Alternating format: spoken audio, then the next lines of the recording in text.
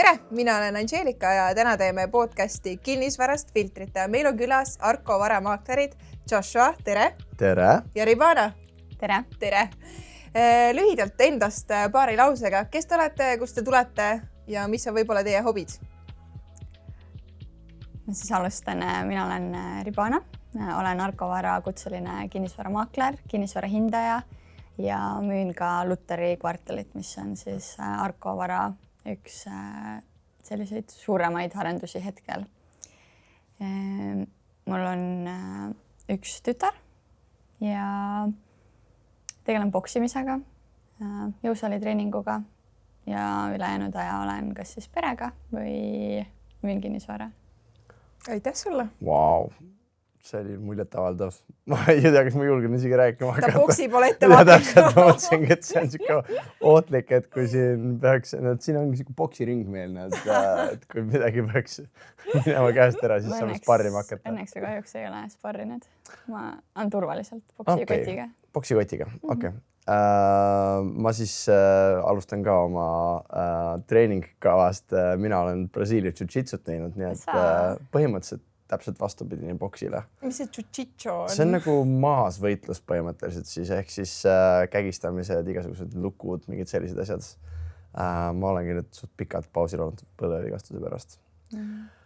Aga lisaks sellele meeldib mulle ka väga kinnisvara. Ma olen selles äris olnud kuskil 6 aastat ja mul on 6. taseme kutsetunnistus maakleri ja jah, 2 lapse isa, oma armsa abikaasa ja jah, põhimõtteliselt nii ongi lihtne loogiline. Okei, aitäh teile selle sissejuhatuse eest. Abikaasa sissejuhatus. Et olen hästi ettevaatlik enda sõnades siis, et 2 boksijat on, mina ei boksi, mina olen kossu mänginud. Palli küll kaasas ei ole, teil on vedanud. Aga olen ettevaatlik ja alustuseks siis selline mõnus küsimus. Mis te arvate, kas 30-selt enda kinnisvara, mitte omav inimene on rongist maha jäänud? 30-selt? Ja kindlasti sa oled rongist maha jäänud. Kui sa elad oma vanemate keldris, siis sa oled rongist maha jäänud. Siis sa võiksid olla ammuselt juba välja kolinud, mingisuguse iseseisvuse leidnud endale. Seda ma küll usun, et kui sa kuulad ja oled 30+, sa ei ole veel võtnud vastutust sellest, et sa oma iseseisva elu peale oleksid läinud 30-selt, siis võta ennast kokku. Muidu Ribana võtab su boksiringis ette. Aga lihtsalt korra põrgatan tagasi, et olete kui elab vanemate juures, aga tal on näiteks üürikorter. Kas ta siis on ka maha jäänud või siis on natuke parem seis? Ma arvan, et see on täiesti tavaline seis. Et seal ei ole Mart mitte midagi vaja, mingit hirmu või mingit häbi selles vaja tunda. Eestlaste jaoks ma arvan, et on see mingi kinnisvara omamine on selline nagu suur asi või selline oluline asi. Võrreldes näiteks Saksamaaga, kus 90% inimestest üürivad ja 10% omavad kinnisvara, siis mulle tundub, et ma ei tea, kas meil päris vastupidi on, et nagu 90 omavad ja 10 üürivad, aga no, laias laastus midagi sellist on. Aga ma arvan, et see trend on muutumas ka rohkem üürimise kasuks, ehk siis need, kes kinnisvara hetkel omada tahavad, siis selle väärtus jällegi nagu tõuseb sellest, sest et sa oled ainulaadsem, kui sa omad kinnisvara versus kui sa üürid seda lihtsalt. Sest et kui on nõudlus, siis sa saad pakkumist natuke mudida. Aga ma ei tea, jah, mis ma oskan öelda veel selle kohta on see, et ilmselt see põlvkond, kes praegu on sellises 30-ndates, kaasa arvatud mina, ma arvan, et see 30-ndate alguse põlvkond on üks viimaseid võib-olla, kes väga hindavad sellist kinnisvara omamist.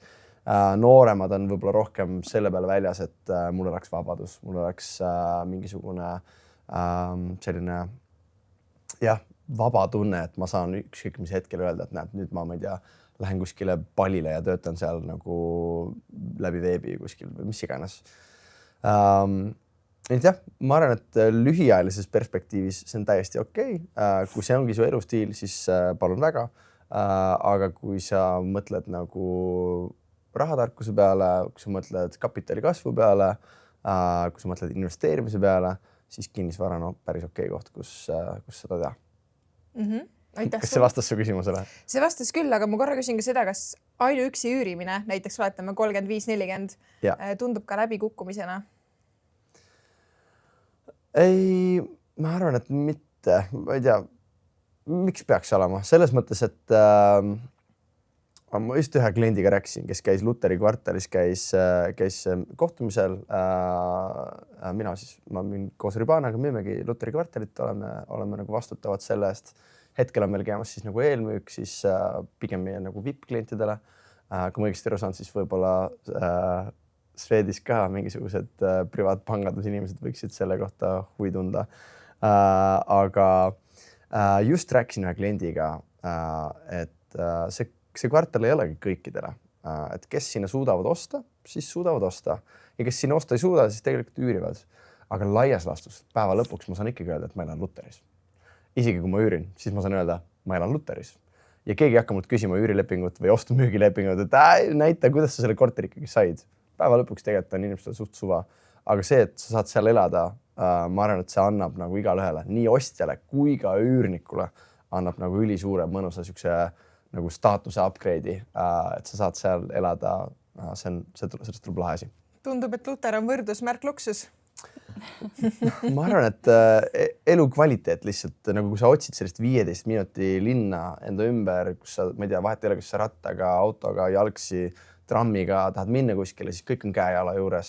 Lõpetades sellega, et sa saad, ma ei tea, hommikumantlis ja sussides saad nagu ülevalt korruselt poodi minna. Et ma ei ütleks luksus, ma ütleks, et nagu baasvajadused on kõik täidetud. Okei, super. Aitäh sulle. Ribana, kuidas sulle tundub? Mis see küsimus täpselt oligi? Kui 30-selt elad veel üürikodus, kas see on paha või hea? Ma arvan, et meil on nagu müüdud sellist narratiivi, et kui sa oled nagu, et sa oled saanud täiskasvanuks siis, kui sul on nagu oma kodu. Et kui sul ei ole veel oma kodu, et sa üürid, et sa oled justkui siis mingi ooterežiimil, et su järgmine samm võiks olla siis see ost. Aga tingimata see pruugi olla alati just õigem otsus, et nagu Josh mainis, et väga paljud noored täna tahavadki just seda vabadust, et maailmas ringi reisida, et võib-olla neile ongi parem see üürimine ja ei olegi mõistlik seda kapitali kinni panna. Ja võib-olla ka võrreldakse, et näiteks mina üürin täna mingit penthouse'i, aga sõber just ostis ühetoalise korterit, just kui tema on võib-olla siis edukam, sest tema sai endale osta. Aga tegelikult see, kas sa omad või üürid, ei pruugi alati näidata sinu finantsvõimekust. Ja ma arvan, et see tuleb nagu veits tagasi selle juurde, et okei, et mis on lõpuks nagu, mis selle asja juures on oluline, see, et see on kodu. Vahet ei ole lõpuks tegelikult, kas see on mingi urgas, kui sa lähed kuskile, ma ei tea, Indias inimesed elavad kuskil mudahütis põhimõtteliselt ja tegelikult nad on üliõnnelikud, see on nende kodu, on ju, versus kui sa lähed kuskile penthouse'i, siis tõenäosus, et ta on sama õnnelik kui see India hüti inimene. Suht väike tegelikult, et ma arvan, et seal on nagu mingid probleemid, mingid kohustused, mis tulevad juurde, mis ei pruugi olla nagu päriselt see, mis sind õnnelikuks teeb. Siit tekibki küsimus, et mis siis päriselt teeb, on ju. Või mis on päriselt kodu. See ei ole see, et nüüd sa ei oma seda kinnisvara, see ei saa su kodu olla. Ma olen üürikas elanud ja tundnud väga kodusult ennast seal. Ja tegelikult, kui vaadata üldse näiteks Eesti elanikkond, siis kui paljud omavad kodu, et meile võib tunduda küll, et kõik omavad ja et ma olen rongist maha jäänud, et ma alles üürin. Aga tegelikult kes päriselt omavad, on ju ainult mingi alla 10% elanikkonnast. Et enamus ikkagi üürivad täna ja sissetulek pigem ostavad ikkagi need, kelle sissetulekud on täna kõrgemad. Ja paljud, kes praegu omavad kinnisvara, see põlvkond on veel sellised, kes tegelikult selle nagu maareformi käigus tegelikult on juba on nagu saanud lihtsalt midagi, et nad ei ole otseselt pidanud nagu ostma justkui midagi kallist selleks, et seda omada. Näiteks ma ei tea, mulle tundub, et mingid Kalamaja, paljud korterid on sellised, mis on saadud nagu kaua aega tagasi ja lihtsalt nagu seisavad täpselt sellisena endiselt edasi. Nõmmel, Kadriorus on sellised, kes nagu ei koli mitte kunagi ära sealt. Seal on suht vähe nagu objekte müüki tulemas. Et seal on just põlvkondade pikkused nagu kinnisvarad, mida ei antagi perekonnast nagu ära, jäävadki perekonda lihtsalt. See on ka väga fine, väga okei. See on nagu minu unistus, et ma saaksin oma lastele edasi anda midagi, mis on ma ei tea, mis annab neile siukse mingi stabiilsuse, mingisuguse turvatunde. Aga samas, mis see nagu ei helitaks ära neid. Okei, kui laps on 18, siis tšau, aga samas kui midagi on kodu olemas. Täpselt. Õige, okei. Aga kui ma õieti tean, siis teil mõlemal on tegelikult täna enda kinnisvara olemas. Kas teil oli mingil hetkel ka selline tunne või surve, et ma pean nüüd ostma või lihtsalt, mis pani teid ostma üldse kodu? Mis oli see nagu esialgne tee, et lihtsalt peaks olema või lihtsalt puhtalt tuleviku vaates, et lastele või mis see nagu motivatsioon, mis see motiveeris teid? Ma arvan, et mina, kui ma esimest kodu hakkasin ostma, tekkis lihtsalt ühel hetkel vajadus uue kodu järgi. Ja siis vaatasin ringi nii üüriturul kui müügiturul ja olid vahendid olemas ja mõtlesin, et pigem siis ostan, kui üürin, et polnudki tegelikult mitte mingit sellist otsast survet või et pigem lihtne vajadus kodu järele ja. Aga mis aastas oli, kui ma tohin küsida? Oma esimese korteri ma ostsin 2021 aastal. Kas enne seda, kus oli olnud enda kodu, oli sul ka surve kuidagi sees, oletame Instagramis scrollides, et tema ostis korteri, tema ostis ka, et kuidagi maha jäänud tunne või midagi sellist oli sul? Ma arvan, ei olnud too aeg, et see oli 5 aastat tagasi. Ma olin siis ülikooli lõpetamas just. Ma arvan, et tol ajal võib-olla minu vanused, kes mu sõbrad olid, ei olnud veel päris sellises hetkes, et nad hakkavad ostma, ehk siis seda survet ei olnud nii palju. Ma arvan, et täna on palju rohkem seda näha sotsiaalmeedias, et siuke tunne, et kõik ostavad, sest et ma olen varsti 30 ja see on selline vanus, kus pigem inimesed täna ostavad.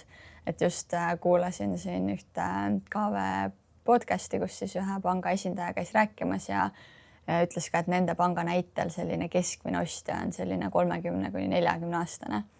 Ma arvan, see on selline vanuse vahemik, kus võib-olla võib inimestel tekkida surve, sest justkui on tunne, et kõik ümberringi ostavad. Okei, aga Joss, sinul, mis pani sind kodu ostma? Sa ütlesid, et me mõlemad omame kinnisvara. Ma arvan, et see ei ole ka õige. Vähemalt pank omab nagu päris suurt osa minu kinnisvarast.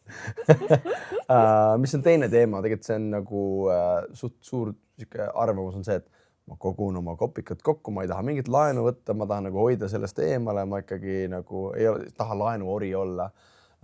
Reaalsuses tegelikult mina näen seda nagu seda kapitali võimendust näen nagu ülisuure lisa nagu toetusena. Kui ma täna koguksin oma palka nii mitu aastaid, et mul oleks vaja, et see korter osta, siis see korter selleks ajaks, kui ma selle raha kokku saan, maksab nii palju rohkem, et ma hakkan uuesti kogu selle asjaga pihta. Ehk siis pank annab mulle hetkel võimaluse nagu seda osta. Ma saan selle täna käed ära lüüa, saan selle nii-öelda kinnistusraamatuks enda omaks justkui ja noh, maksta seda laenu tagasi praegu veel eriti okeidel tingimustel on tegelikult väga lahe. Aga mis mind pani ostma, kui jõuda su küsimuseni, oli puhtalt see, et ma kolisin Tartust Tallinnasse aastal 2020 ja siis kuidagi lihtsalt, ma ei tea, meil ei tulnud vist isegi pähe, et üürida Tallinnas midagi. Me teadsime, et me tahame tulla siia ja osta midagi. Ma pole õrnämuga miks. Ma tõesti ei tea. Ja hilisemad nagu ostud on pigem kõik olnud investeeringud, et see ei, investeeringu pointi ma arvan, kõik teavad. Okei, aga Ribana, sa mainisid hästi head asja, et Instagramis igal pool sotsiaalmeedias tundub, et kõik justkui ostavad.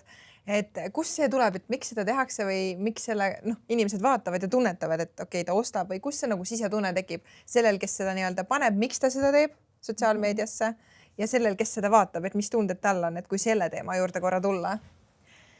Ma arvan, et võib-olla see ostmine on natuke, võib tunduda inimestele nagu prestiižem või siuke seksikam, et keegi ei jaga üldiselt sotsiaalmeedias, et üürisin nüüd Lasnamäel 2-toalise korteri, et okei, et kui me kõik üürime või et vahetame kodu, et see kuidagi ei tundu mingi, et sa oled nagu midagi siis sellega saavutanud, et see ostmine võib-olla tundub paljude inimeste jaoks selline järgmine suur samm elus ja tegelikult kodu ostmine ongi ju enamus inimeste elus suurim finantsotsus, mida nad teevad ja võib-olla lihtsalt, et jagada seda positiivset emotsiooni teistega. Et tegelikult... tea, kas see on päris positiivse emotsiooni jagamine, see on pigem fleksimine lihtsalt. Noh, kui sa näed nii palju vaeva selleks, et sa nagu lõpuks saad selle ära teha.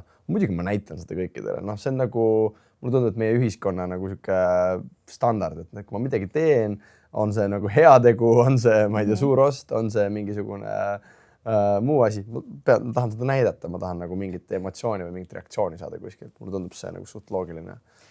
Jah, no sotsiaalmeedia üldse on ju sihuke highlight reel, et ega inimesed jagavadki seal selliseid suuremaid saavutusi ja ma arvan, et see fleksimine ka võib-olla on, ma ise nagu näen seda kõrvalt võib-olla sellises nagu heas mõttes, et no olenebki, sa küsisid ka, et et selle nii-öelda, kes seda postitust siis näeb, et kuidas see talle tundub, on ju, et ma arvan, et see sõltubki sellest, kus tema täna oma elus on. Et kui tema eesmärk on ka näiteks, ma ei tea, kas või ütleme siin Lutteri kvartali näitel, et kui ma nüüd ühel päeval jagan, et ma ostsin sinna korteri ja näiteks keegi, kes mind jälgib, mõtleb, et tegelikult tema unistus on ka sinna osta, siis tema jaoks on see võib-olla inspireeriv näha, et kui tema sai, miks mina ei saa. Aga kui on inimene, kellel see ei ole eesmärgiks ja tal on teised prioriteedid elus, siis tema jaoks võib-olla võib see mingit negatiivset emotsiooni tekitada. No, kui keegi näiteks mind Instagramis jälgib, siis ilmselt mingil hetkel on ka näinud seda, et ma ei tea, kuidas ma seal notaris hoian oma need kingikotikesi käes ja jälle täna üks tehing, et pöidlad püsti, on ju.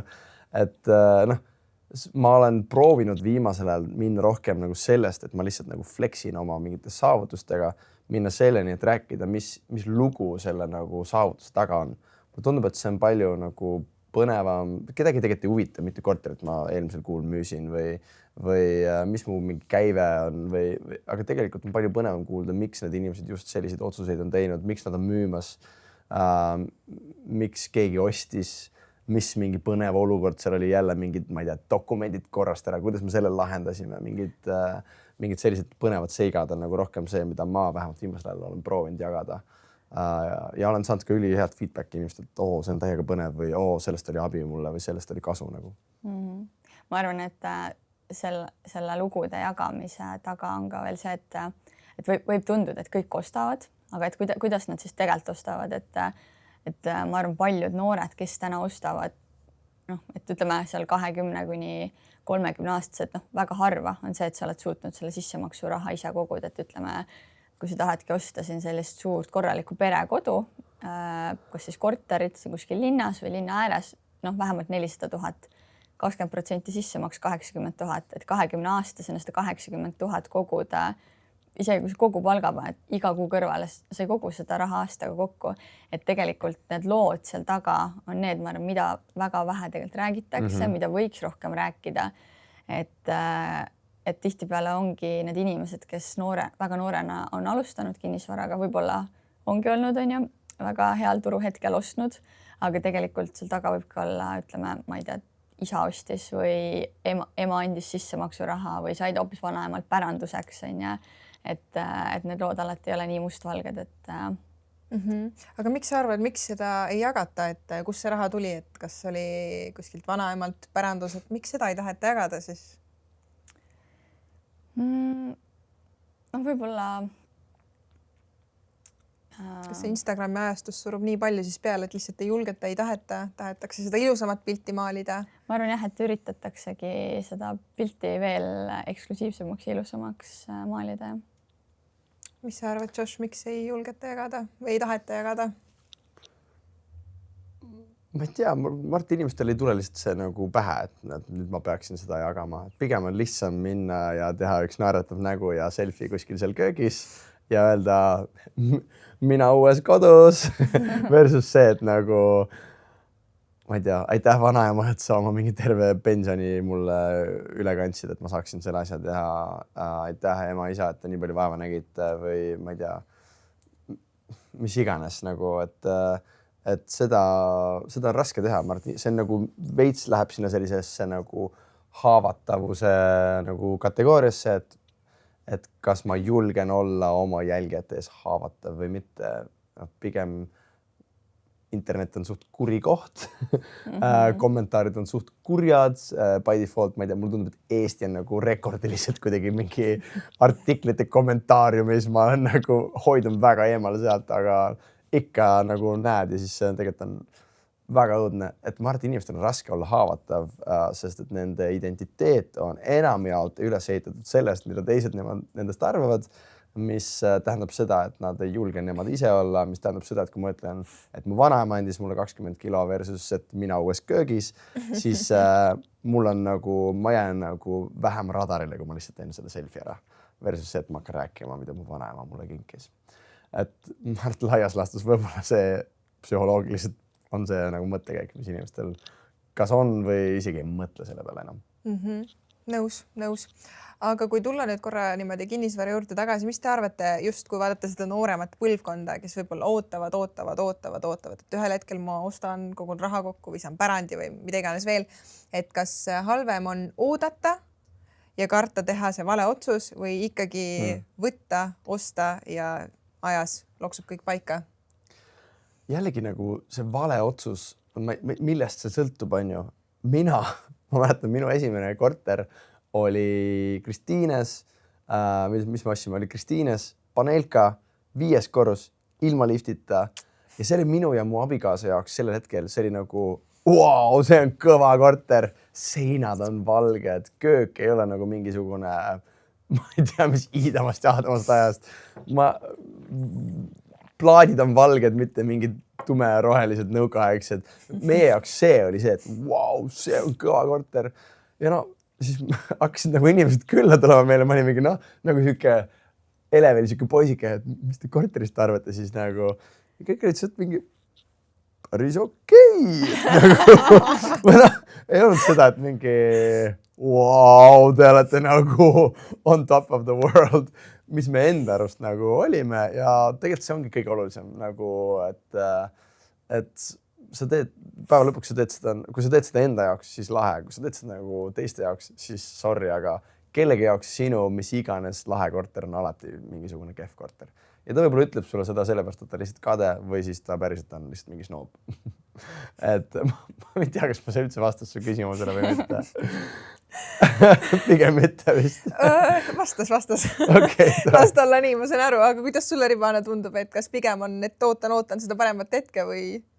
Ma arvan, see hästi sõltub selle inimese profiilist, et mõne jaoks võib-olla see ostmine ongi aastateks raha kinni panemine, eriti kui sa ostadki võib-olla selles mõttes halval ajal, et sa ostadki turu tipus ja paari aasta pärast, kui sa tahaksid edasi liikuda, võib-olla on hind langenud, sa ei taha seda kahjumiga maha müüa, et võib-olla sel puhul sa panedki oma raha siis aastateks kinni ja teisel juhul näiteks, kui sa lükkad oma seda otsust edasi, võib-olla mingil määral see võibki olla riskide juhtimine, et sa ootadki võib-olla natuke tahadki turul ringi vaadata, võib-olla ei tea täpselt, mis piirkonnas sa tahad elada, sa ei pea ju kohe ostma, võid ju katsetada, üürida nendes piirkondades. Inimesed, kes kolivad näiteks korterist majja, võib tunduda see maja selline lõplik mingi visioon, ideaal, aga et tegelikult võib-olla sulle ei sobigi majas elamine, et ma arvan, see on täiesti okei katsetada, üürida mingi periood. Et mul endalgi on tuttavate puhul näiteid, kus koliti majja ja saadi aru, et tegelikult ei taha selle hoovi eest hoolitseda ja nemad õnneks siis üürisid ja siis hoopis võtsid Kalamaa eest penthouse'i ja olid väga rahul. Ma arvan, et see on nagu see perspektiiv, see kodu perspektiiv on nagu meeste ja naiste jaoks veits erinev ka. Ma tean, kui me kolisime korterist, kolisime majja, siis mul sõber küsis, meil oli nagu kõne, kes nagu veits andis nõu selle maja osas ka. Siis ta küsis, et kuule, mis see nagu perspektiiv selles majas on? Ma olin mingi 4-5 aastat. Mu abikaasa oli kõrval mingi, mis asja, ei, et me nagu kolime vähemalt 10 aastaks sinna. Siis tegelikult see küsimus on ülioluline, mis ta küsis mu, et ma olen pärast nagu mõelnud selle peale, et ma olen ülitänulik, et ta seda küsis mu, sest et kui sa kolid nagu järgmisesse kohta, siis selle aja jooksul su elu nagu tegelikult muutub suht palju. Su laps läheb nagu lihtsalt kodusest lapsest, läheb näiteks, ma ei tea, lasteaia lapse juurde. Kas seal piirkonnas on lasteaedasid piisavalt, on seal kohti, on ju. Kui ta on nagu lasteaiast läheb kooli, okei, mis koolid seal ümber on? Ta hakkab käima mingites trennides, on ju. Sul on mingi nagu logistika küsimus, et tegelikult mis selle aja jooksul nagu oluliselt muutuvad, kui sa teed nagu sellel hetkel teed suht halva valiku, siis sa võid nagu saada kutseliseks taksojuhiks mingil hetkel lihtsalt, sest et sa ainult sõidad igale poole. Et tegelikult see perspektiivi küsimus, kui sa ostad endale mingit kinnisvara, on üli oluline, et see on tegelikult, see on küsimus, mida ma küsin enamikelt inimestelt, kes nagu, kes kolivad, näiteks Luteri kvartali kohtumiste kontekstis, kindlasti küsin neilt, et kui pikaks ajaks te näete, et te olete siia kolimas, siis ma oskan neid suunata, et kas nagu 2-toaline korter oleks kas 3-toaline, võib-olla isegi nagu 4-toalise asemel 5-toaline. Või siis, ma ei tea, lapsed on tegelikult juba mingi 17-18, kvartal saab nagu 3 aasta pärast valmis. Selleks ajaks võib-olla ta juba läheb Tartusse ülikooli, sul ei ole vaja seda nagu 5. tuba, võib-olla võtta siis 4-toaline. Et mingid sellised küsimused, tegelikult see perspektiiv määrab suht ära sellel tootel, mis sa lõpuks nagu ostad võib-olla. Tundub, et see lähened hästi strateegiliselt enda kinnisvara ostule. Ma korra küsin siia vahele kohe seda ka, et kas siis 3-4 aasta pärast kolid või ikkagi tõmbab selle 10 aastat välja, nagu naine ütles? Arvestades seda, kui palju meil remont läks maksma seal, siis ma pigem arvan, et ikkagi 10 aastat võib-olla pigem. Et ma lähiajal ei viitsiks elu sees võtta seda nagu kogu remontimist ja seda uuesti nagu ette.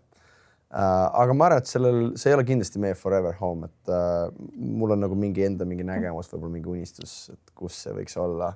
Mart igal ühel on. Kas sa oled valmis seda ka jagama? Jaa, ma tahaks teiega, me elame praegu mere lähedal, ma ei tahaks elada mere ääres, aga ma tahaks, et mul nagu kuskil oleks mingi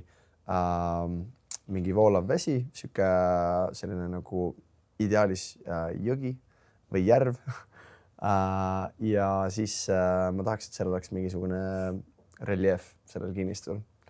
Et mul on nagu, kuna ma kasvasin üles või lapsepõlv möödus nagu Kanadas natuke, siis mul on veits selline Kanada nagu siuke ideaal on silmade ees, kus mu onul ja tädil oli täpselt siukse nagu klindi peal oli nagu maja, mis nagu ulatus natuke välja sealt mäest. Ja siis neil läksid nagu mingitest lahedatest treppidest alla, siis oli siuke nagu ülimõnus sinine järv seal koos dokiga, laev, väike siuke speedboat seal, mingi siuke paadimaja koos saunaga. Ja.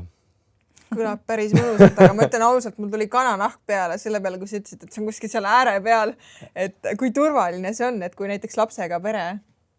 ma ei oska seda hinnata, aga ma tean, et Kanadas nad oskavad küsida maamaksu veekogu äärsete kinnistute eest väga korralikult.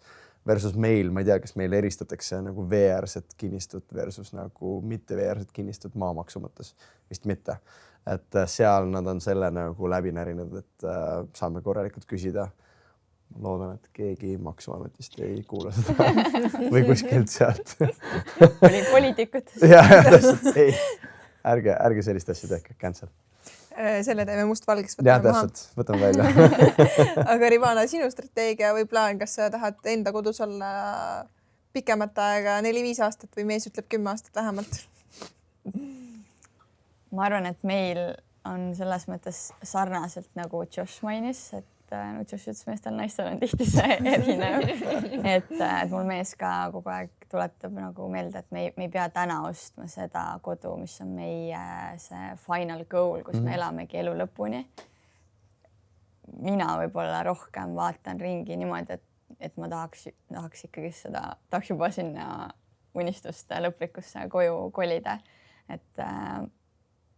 Aga praegult tegelikult meie elame üürikorteris, meil on küll mõlemal endal kinnisvara, aga see on siis nüüd läinud investeerimiskinnisvaraks. Et ühel hetkel oli see esimene kodu minu puhul ja siis selle üürisime välja. Et praegult olemegi sellises etapis, et mõtleme, kas üürida suurem kodu või osta.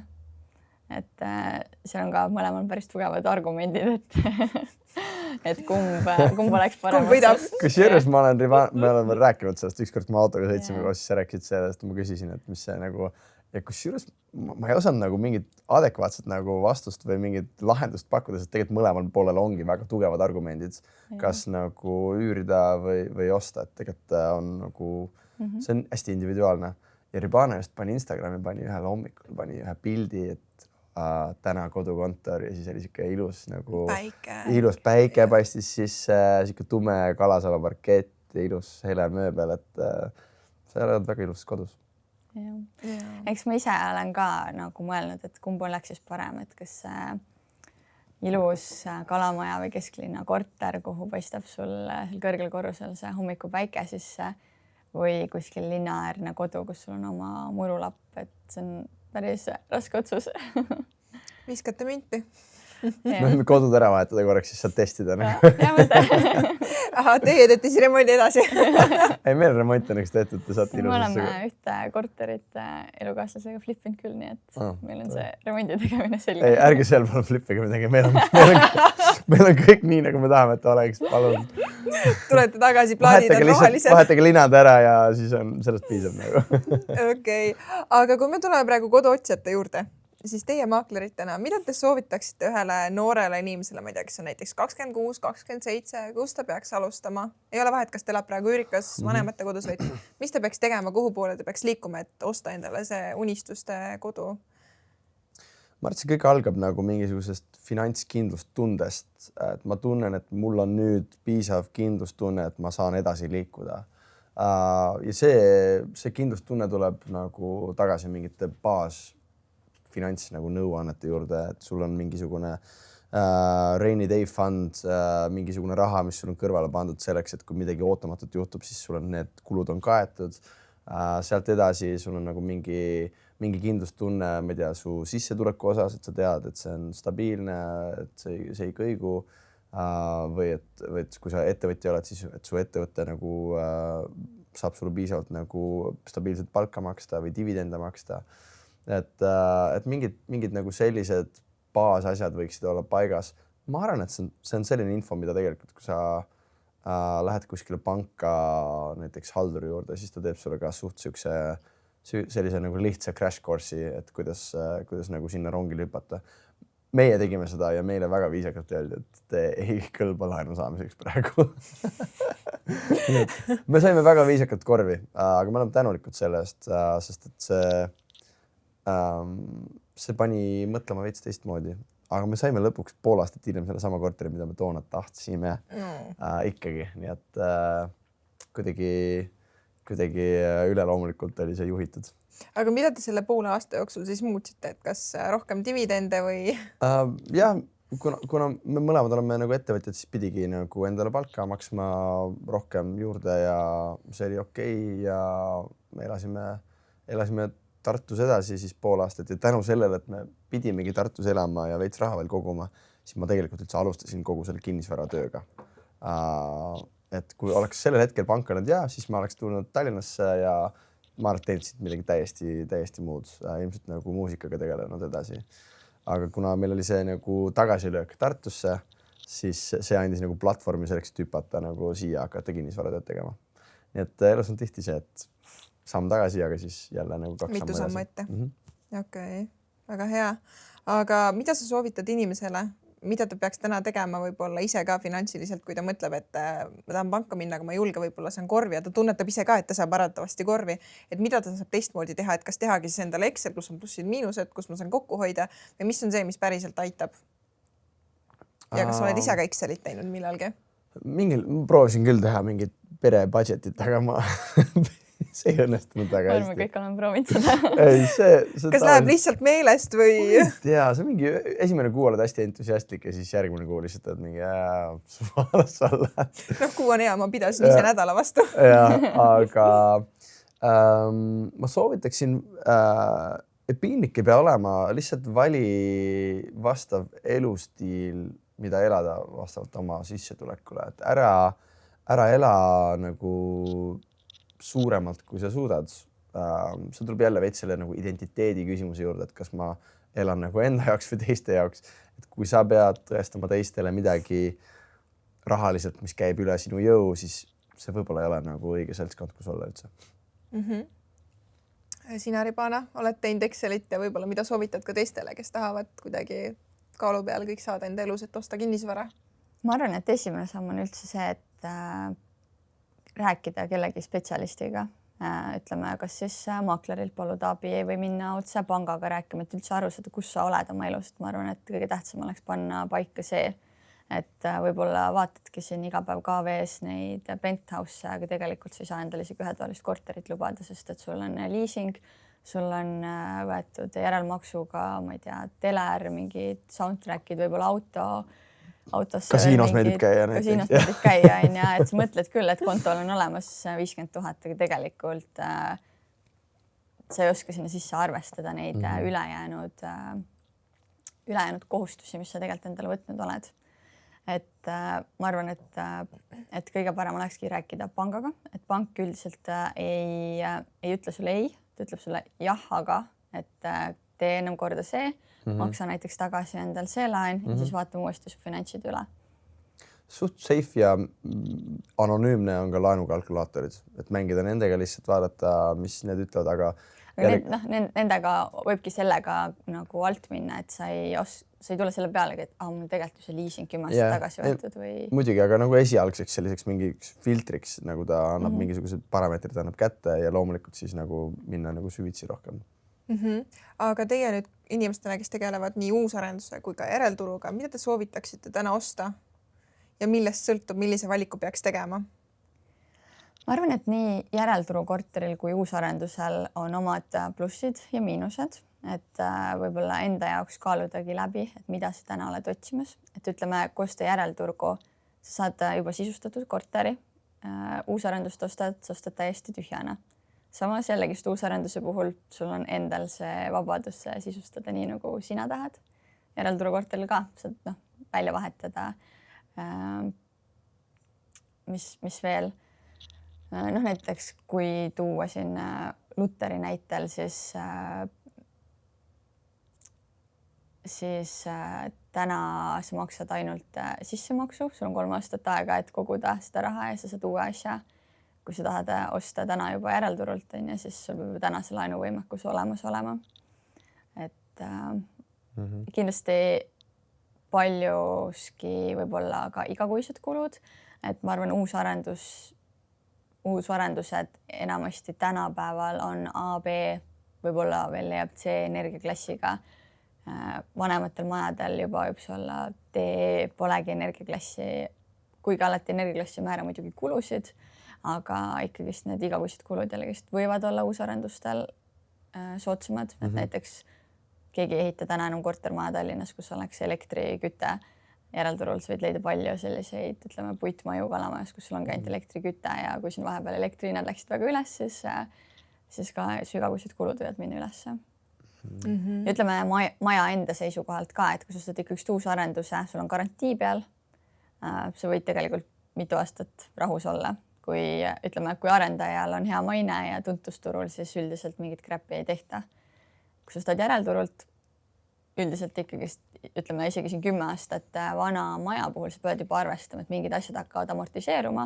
Ühel hetkel on vaja need korda teha, selle jaoks ilmselt tõenäoliselt võetakse ühistult laen, ühistu võtab pangalt laenu ja siis igakuised kulud suurenevad. Et ma arvan, enda jaoks läbi kaaludagi need plussid ja miinused. Ja ma arvan, et plussid-miinused on väga olulised, aga ma arvan, et võib-olla isegi kõige suurem faktor, mida inimesed vaatavad hind lõpuks, on ju, et tegelikult uusarenduse korterid kipuvad olema natuke kallimad kui järelturg. Praegu sellel eriti, kus sul on nagu järelturul on suht suur huvi inimestel praegu, sest et see hinnaklass ongi natuke madalam. Aga see mingil hetkel see nagu dünaamika võib natuke muutuda, et järelturg võib olla oma tasemelt suhteliselt seal lähedal uusarendusele, et sa võib-olla maksad ruutmeetri hinnale $200 juurde ja sa saad juba täiesti uue asja. On täiesti nagu reaalne stsenaarium, sest et mulle tundub, et see nagu nõudlus järelturu vastu on kasvamas, tekib nagu järelturu inimestel see idee, et tegelikult ma võiksin oma korteri hinda tõsta ja siis mingil hetkel tegelikult ongi seal nagu uusarenduse tasemel ja siis kliendid juba hakkavad tundma seda nagu vahet, et polegi väga vahet, et ma pigem siis ostan uusarendusse. Et ma arvan, et praegu on veel see hetk, Ribana võib mind võib-olla nagu hindaja perspektiivist nagu parandada, aga praegu on veel see hetk, kus uusarenduse ruutmeetri hind on nõks kõrgem kui järelturu nagu korterid ja kui sa tahad midagi soodsat ja tahad midagi kiiresti saada, siis sa ilmselt pöördu nagu järelturu poole. Kui sa tahad, kui sul on natuke kannatlikkust või sa tahad oma raha nagu laiali jagada natukene ajalises mõttes, siis pigem vali nagu uusarendus. Aga selleks ajaks, kui see uusarendus valmis saab ja sa praegu selle ostad, siis hinnatase, siis sa võid võib-olla nagu paari aasta pärast näha, et tegelikult nad on suht nagu samal kohal järelturg ja uusarendus, aga sul on nagu uus asi käes versus vana asi. Nii et jah, objektid või nagu projektid, kus see perspektiiv, et sa saad oma raha ja kapitali panna kasvama mingiks ajaks, tegelikult on ülilahedad, kas või see sama Lutteri kvartal on ju, et sa täna paned näiteks 20% paned sissemaksuks ja sul 3 aasta pärast sellest 20% tegelikult on saanud nagu oluliselt teine number. Sest et praegu sa ostad nii-öelda õhku, paberit ja juba 3 aasta pärast sul on võtmed käes korteris, kus sa saad minna ja nagu toimetada. Ja seal tulevad võrdlustehingud tulevad mängu, on ju, kõik see nagu kasvab ja nagu läheb aina nagu ülespoole. Aga mis sa arvad, kui täna see 20% sinna sisse panna, siis kui palju ta kasvab ajas rahaliselt, et oletame, kas see hind täna oletame on korteril, võtame näiteks 10 eurot, lihtsalt puhtalt näiteks. 3 aasta pärast, kas sellest 10 kasvab ka 20 või ka 15 või 12 või pigem jääb samale tasemele? No läbi ajaloo tegelikult me näeme, et umbes 10% aastas on see, mida meil nagu kinnisvarahinnad teevad.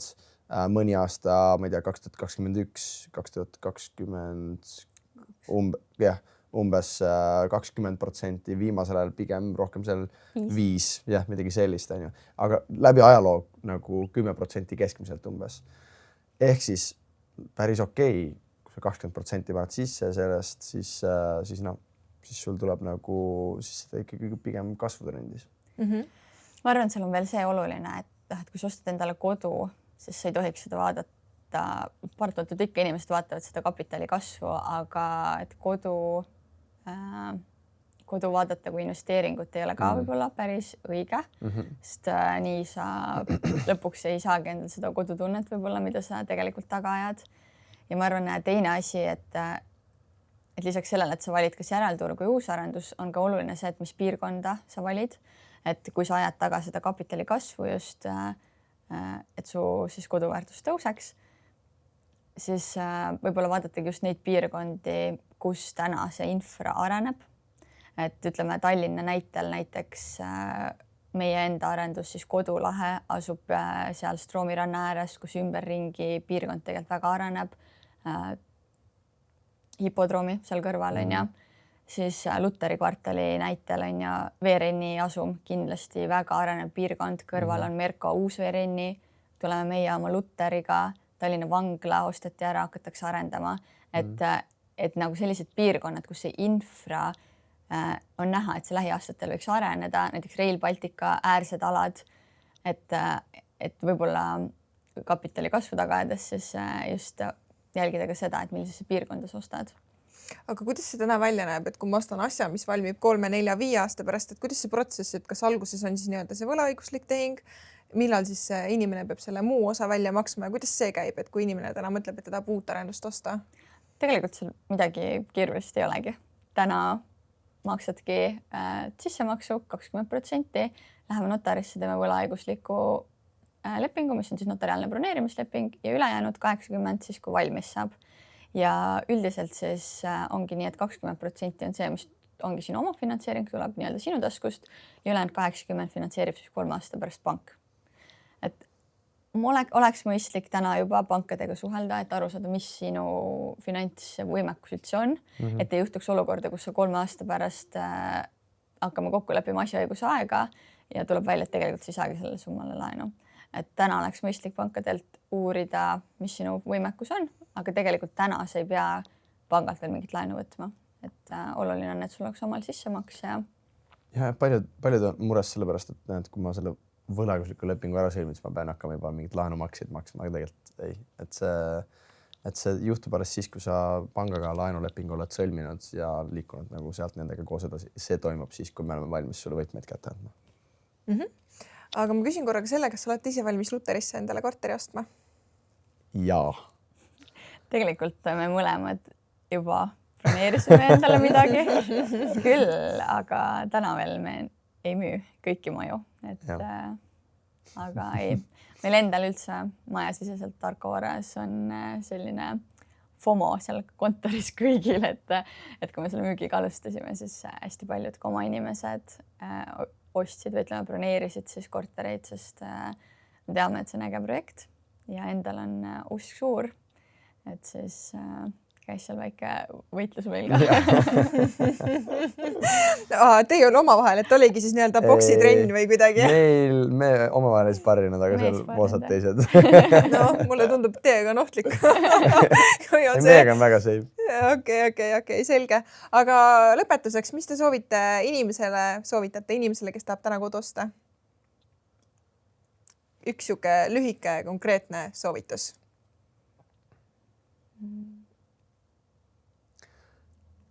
Ära laena üle oma võimekuse ja selleks aitab Partsin haldur. Ära karda ka küsida nõu, kas maaklerilt või haldurilt. Ma arvan, et kui sa proovid ise nagu pusida, siis sa ilmselt väga kaugele ei jõua. Et need 2 soovitust. Aitäh sulle. Ma arvan, et võttes kokku selle, mida me siin täna rääkinud oleme, et pole vaja ennast võrrelda teistega, sest tihtipeale teised ei pruugi olla elus üldse sellises kohas, kus sina oled.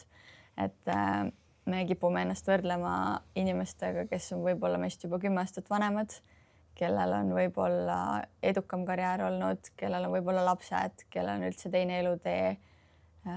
Et pigem jääda iseendaks ja vaadata endale peeglisse otsa, et kas sina oled täna seal kohas, et see otsus vastu võtta. Mega, sellega peamegi lõpetama. Ja, aga aitäh teile selle aja eest. Ja aitäh ka sulle, armas kuulaja. Aitäh. Ciao. Ciao.